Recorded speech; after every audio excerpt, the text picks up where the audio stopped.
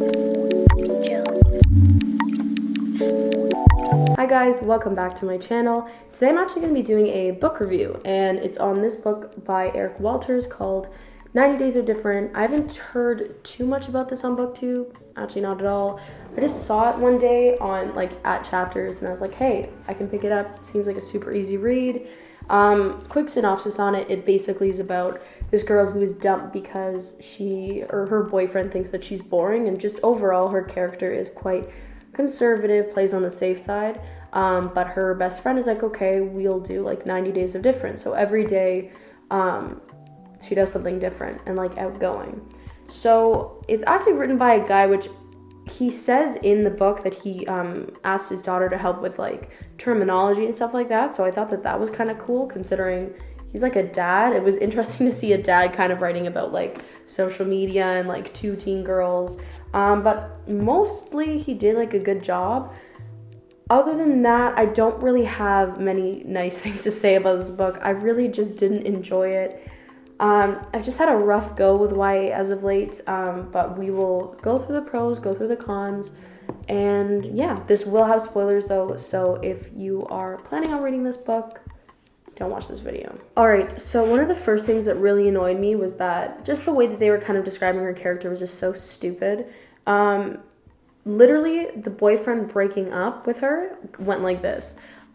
He was basically saying that he was, or she was a lot more mature than he was, and because of this, he didn't want to break up, or he wanted to break up with her, and he goes oh, but it's you're a lot older, 30 years older, and then goes on to say, Sophie, you never want to try anything new or different or exciting or dangerous. You're just, so predictable that you're boring. Who says that to somebody? Nobody is actually flat out going to say, you're so predictable, it's boring, and if they do, that's pretty shitty. So that kind of stuff, I was just it's gonna be one of those books where it just doesn't really even make any sense. He even goes on to say, I'm going to celebrate the end of school, I'm free, I guess in more ways than one. He said that to her. It's what? And then, this is where you can tell that this is a dad writing this, is, so after they break up, I kid you not, 5 minutes later, she's everybody seemed to know what had already happened. I was trending. Ella would report back soon enough how this is playing out on all the social media. No one is talking about a high school relationship breakup on social media ever. That never happens. I already right there, and this is page 7. I'm what?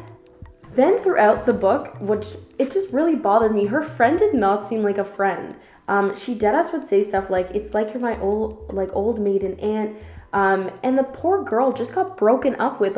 If your friend just gets broken up with, and she's upset, you're not going to tell her, oh, it's you're my old maiden aunt, if her boyfriend just broke up with her for being boring. And then she even says in the book, she's oh, for the second time that day, I felt I'd been punched in the stomach.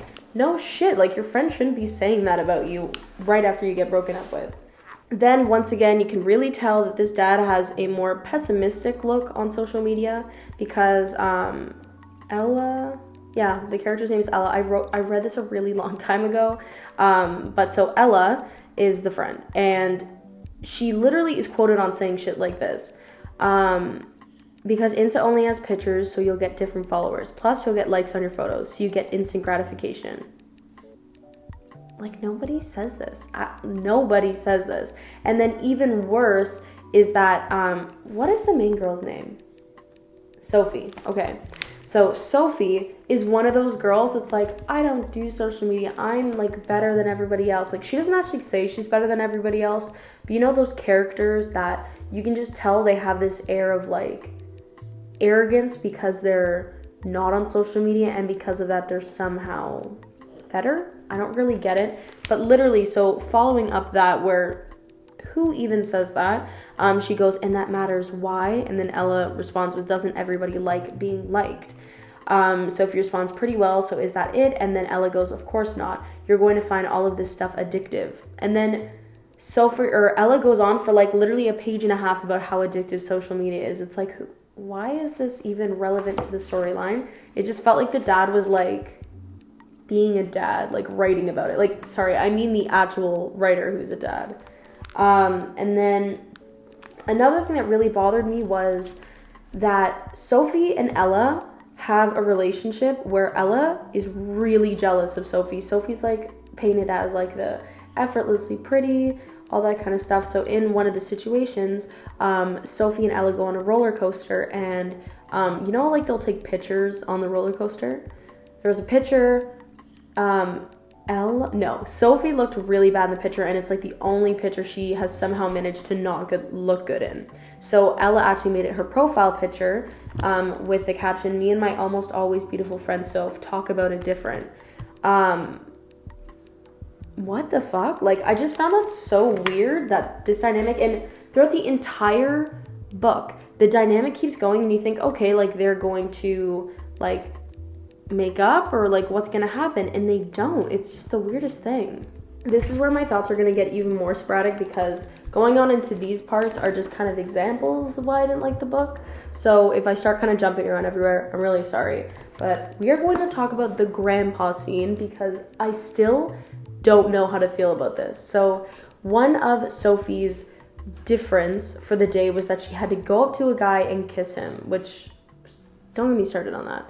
But anyway, so Sophie is kind of looking around, trying to find like a guy to kiss, and she chooses an old man because he looks like her dead grandpa. It's the weirdest exchange I've ever read in my entire life. Literally, so she goes, he died without me being able to say goodbye to him. And the grandpa's like, oh, that's sad for everybody. I'm sure he knew you cared for him.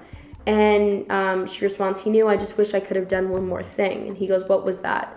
And she responded, give him a goodbye kiss on the cheek. And then gives him a kiss on the cheek. And I'm like, what? Why is this even, like, why did you put this in the story? Why is this necessary? What does this do for the plot? It does nothing. It just kind of makes me a little uncomfortable. Like you're telling me you just went up to a random old guy and went, hey, you look like my grandpa. Can I kiss you on the cheek? Because I never got to do that. What? And then further example of how Sophie is just one of those girls. She reminds me a lot of, what's her name from Dangerous Lies? Becca Fitzpatrick's book. Like, Ella asked, oh, like, what are you wearing? She responds, Chanel No. 5. Ella says, you love those old school scents, don't you? Like, you could just tell he was trying to paint her as, like, this natural, I don't use social media, I wear granny perfume. It was just, I did not like this character at all, and I didn't like the other character. There wasn't anybody in this book I liked. Nothing. And on top of that, one of her difference was getting acrylic nails, and it was like they were long fake acrylic nails. They were painted bright white and overlaid with a design, tuxedos. That just bothered me in general, because that just sounds horrendous.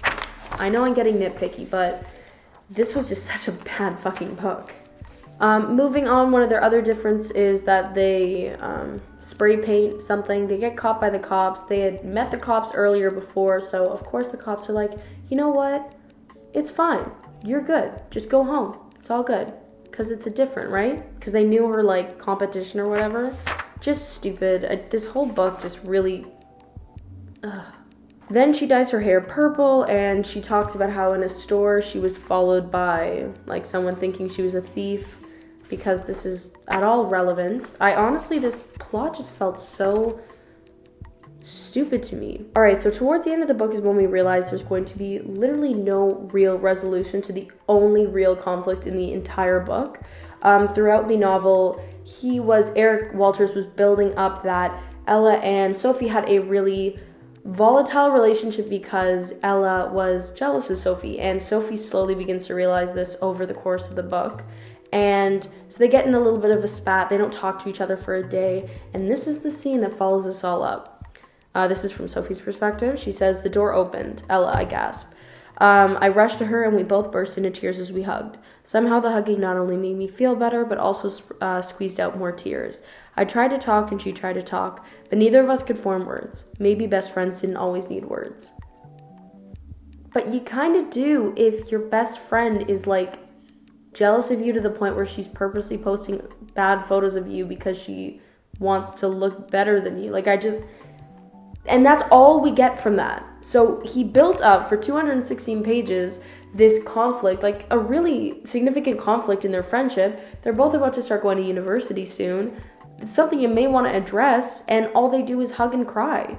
It just seemed like this book really kind of spoke volumes as to how he kind of thinks females are. Like, we're just kind of, oh, we'll just hug and cry and it's over, and we are only like defined by our legs. It just kind of really bothered me. I don't think that was his like end game of this book, but a lot of it just felt a little contrived, the way that he wrote these characters, and it just kind of felt, I don't know, I just kind of found myself secondhandedly offended a lot in this book. And I know that he probably didn't mean it and it was all in good spirit. He's just writing a YA book, but there were just some parts when I was just like, I really don't like that. Like, you know what I mean? Also, very randomly, the writer decided to suddenly start inserting, like, well past halfway the book, inserting this storyline about how Sophie's mom had died, and how it's just her dad, and her brother, and how the father and the son are going to have a hard time like living without her because she's going to be going away to university. They put that in, but then randomly started going with like this mother thing where, oh my god, the dead mother, this, that, and then it suddenly becomes this huge thing literally in the most random part of the book. And one of her differences is like, I put up one picture of my mother's headstone and added 3 words, loved and missed. Where did this come from? Like, it just seemed like he was running out of shit. Then he continues to run with it, and her next difference is that she got her mother's name tattooed on her arm. It just kind of felt like you did not mention this at all through the book until like the last like 80 pages, and it just feels so misplaced. Very, very misplaced. I did not like it at all. All right, so closing thoughts about this book. I didn't like it. I really did not like it. It wasn't that good of a book. Maybe it's because it's a different demographic. Maybe it's because I took stuff the wrong way, but just kind of the way that I read it, it just felt like there was just a very contrived undertone throughout the storytelling of these 2 girls, as well as I just felt like none of the conflicts were really resolved. It just kind of was like, okay, conflict, and then we're gonna just have them hug it out, and then we need more content for the plot, so we're gonna throw in another conflict, and then we're gonna wrap that up, and then another one. Like, it just felt super haphazardly written. I don't know, the plot just kind of really, I didn't like it. I'm sorry. Of course, this is just my personal opinion. If you really enjoyed this book, let me know in the comments why. If you didn't enjoy it, let me know in the comments as well. Feel free to give this video a like if you want to. Subscribe to my channel if you want to. Turn on my post notifications if you'd like to see notifications on my future videos. But otherwise, I will see you guys in the next video. And yeah, thanks so much for watching.